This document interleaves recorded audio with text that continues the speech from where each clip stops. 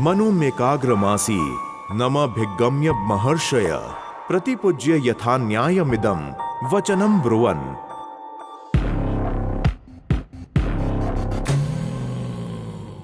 कौन होते हैं ऋषि, मुनि, साधु और योगी?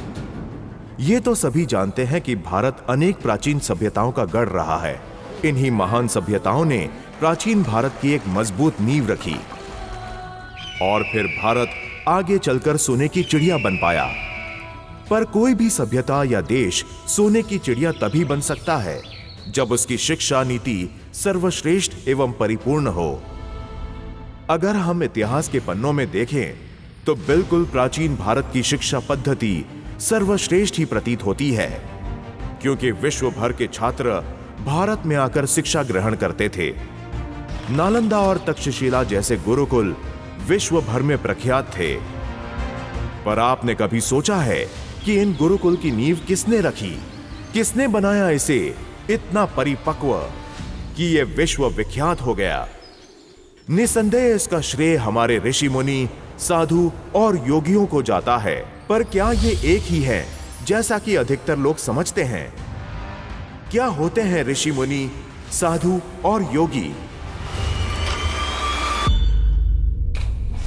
ऋषि मनु मेकाग्रमासी नमभिगम्य महर्षय प्रतिपूज्य यथा न्यायमिदं वचनं ब्रुवन्।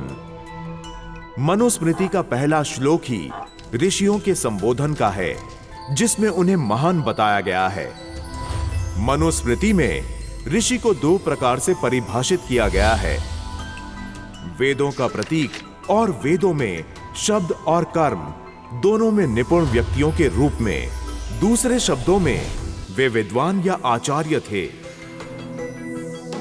ऋषियों के 4 उपविभाग भी होते हैं। वे हैं महर्षि, एक ऋषि जो अपने आध्यात्मिकता में बहुत महान होता है।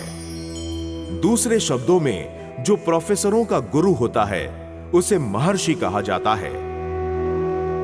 राजर्षि, एक राजा जो इतना आध्यात्मिक होता है कि वह ऋषि बन जाता है। देवर्षि, एक ऋषि जो स्वर्गीय क्षेत्रों में निवास करता है, या एक देव जो ऋषि भी होता है।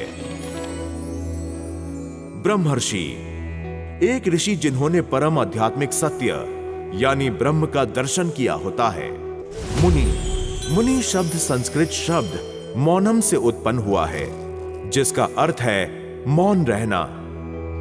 इसलिए मुनि वो व्यक्ति होता है जो अपने तर्क संगतहीन विचारों को नियंत्रित और शांत कर सकता है। साधारण शब्दों में वे थिंकर्स और वैज्ञानिक होते थे। साधु, साधु शब्द का अर्थ संस्कृत में जो भी अच्छा हो होता है। इसलिए साधु वो व्यक्ति होता है जो स्वभाव से बहुत अच्छा, निष्काम और बिना किसी दुष्ट मानसिकता के होता है।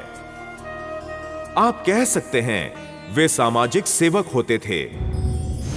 योगी, योगी वो व्यक्ति होता है जो परम ब्रह्म से एकत्व प्राप्त करने की इच्छा रखता है और अपना जीवन पूरी तरह से भगवान के लिए अर्पण कर देता है, जो सब कुछ खाना, कपड़े, भावनाएं आदि त्याग कर भगवान के लिए या भगवान के कार्यों के लिए समर्पित होता है।